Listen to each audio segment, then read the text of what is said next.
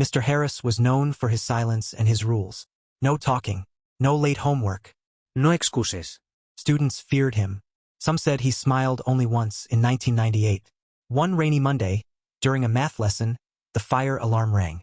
The class jumped up, but Harris barked, "Sit down," likely a drill. But it wasn't.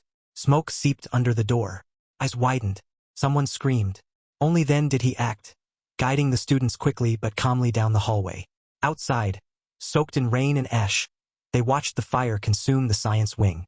Later, in the hospital, Harris learned that one student, Liam, the quiet boy in the back, had passed out from smoke. He'd recovered, but barely. Harris visited him, flowers in hand, unsure what to say. "I thought you didn't care," Liam mumbled, eyes half closed. "I didn't show it right," Harris admitted. The next Monday, Mr. Harris returned. Same suit, same chalk. But when a student dropped her books, he helped her pick them up. He even smiled. Just once. But this time, everyone noticed. From that Monday on, something was different about Mr. Harris. He still wore the same neat suits, still wrote his equations with the same crisp, perfect handwriting. But he no longer ruled the classroom with silence. He started learning the students' names, not just the top of the class, but the quiet ones, the ones who sat near the door and never raised their hands. He began pausing in lessons to ask if everyone was following, and when they weren't, he didn't scold, he explained again. At first, the students were suspicious.